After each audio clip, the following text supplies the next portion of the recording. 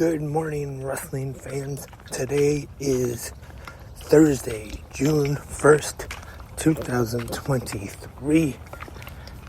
Hope everyone is having a great morning so far to start off the month of June. And gonna be talking pro wrestling on this Thursday morning. Last night, quick reminder, there was a new episode of 360 Wrestling Fanatic talking all about last night's AEW Dynamite on TBS, and I even talked a little bit about I still don't remember the name of the show, but it's that new sports documentary that is on TBS or TNT, is it? I think it is TNT. They just showed it after Dynamite on TBS, probably because it was a wrestling-themed episode. The documentary about the lawsuit between Hulk Hogan and Gawker. Talked a little bit about that, and so if you haven't heard that episode yet, go check it out now wherever you listen to podcasts. Like I said, last night on 360 Wrestling Fanatic, this morning on GMWF, gonna talk a little more about Tony Khan's announcement from Dynamite last night. And most people were expecting what it was going to be since it was all over the wrestling news sites. And it was made official that June 17th, the very first episode of AEW Saturday Collision on TNT, 8 p.m. Eastern,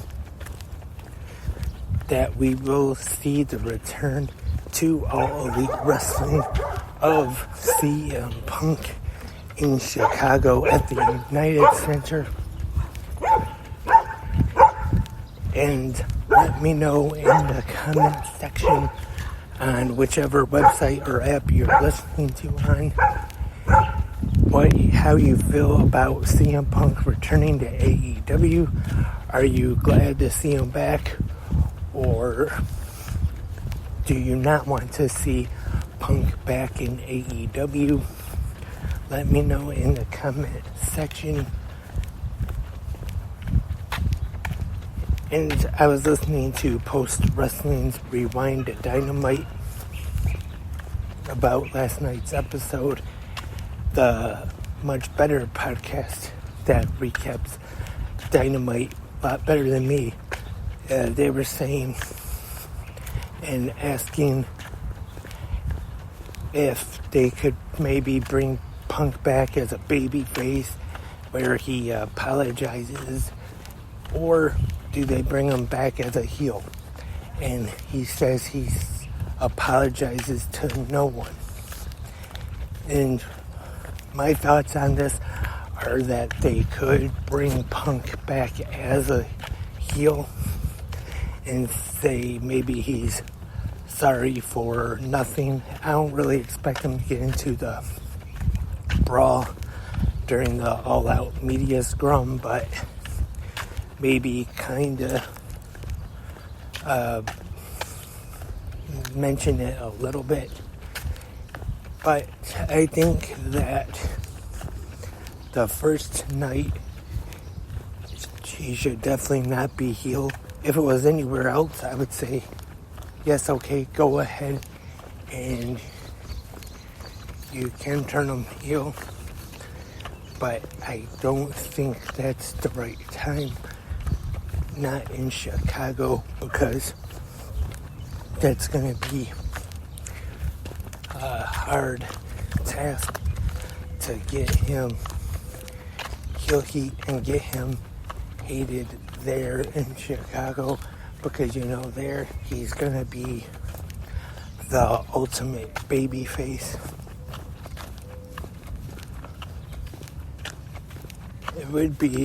It's kind of too bad though that they were in California last night for Dynamite, and just say Collision in Chicago, he comes out as the babyface there in his hometown of Chicago, and just say maybe a week or two later, they're in California, the home state of the Young Bucks, and that is when he is the ultimate heel.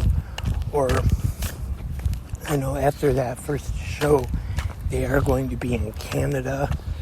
I'm not sure if this tour they're going to be in Winnipeg or not, which is, of course, the hometown of Kenny Omega. So you can kind of call that the hometown of the Elite 2, where they would be treated more as the baby faces. And they could, like I said, that could set up the heel turn for Punk. But I know the reports have been saying about this soft brand split, separating the rosters with Dynamite and Collision, the two shows. So Punk gonna be on Collision, of course, and then the Elite staying on Dynamite is what you would think. And still not sure about if those meetings ever took place. I heard that there was, yes, a meeting with CM Punk and Chris Jericho, but I'm not sure if Punk has met with the Young Bucks or Kenny Omega, Hangman Adam Page just yet, after his absence from AEW. That remains to be seen.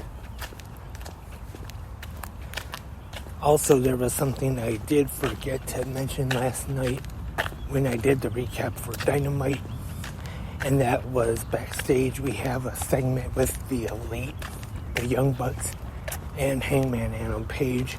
No Kenny Omega this week. Alex Marvez brings up he has heard that Kenny Omega has left the United States and went back to Canada. And then Hangman says that Kenny Omega is out of the country, but he is not in Canada. This could set up something with Dominion coming up this weekend, him showing up in New Japan Pro Wrestling, and also this month on the 29th is Forbidden Door. Maybe they go get a partner or somebody to help them out in this feud against the Blackpool Combat Club. Could possibly see a former partner. I know it's been talked about for a little while now, him going and getting Kota Ibushi to come and reunite the Golden Lovers. Who knows if that will actually happen or not, but it's even possible that he could even bring in Okada, and Okada could take on Takeshita, because last night Don Callis, he did mention several Japanese legends, but the last one besides Omega that he brought up was Okada. That could have been designed as a tease for a possible match at Forbidden Door this year. We'll just have to wait and see for this joint show between AEW and New Japan Pro Wrestling. And now on to tonight. As usual for Thursday, we have Impact Wrestling, and then followed by New Japan Pro Wrestling, both on Access TV, and also a new episode of Ring of Honor Wrestling on Honor Club. That's all tonight. Hope to have new episodes of 360 Wrestling Fanatic and Match real soon, but we'll be back tomorrow with the new episode, Friday episode of GMWF. Remember, if you have any questions, comments, suggestions, or just want to say anything, you can leave them in the comment section or 360 Wrestling Podcast at gmail.com, or if you want to advertise on either of the 360 Wrestling Podcasts, you can. I'll do a read for you. Hopefully I'll not mess up too bad. 360 Wrestling Podcast at gmail.com. And like I said, we'll talk to everyone tomorrow for the Friday episode of GMWF.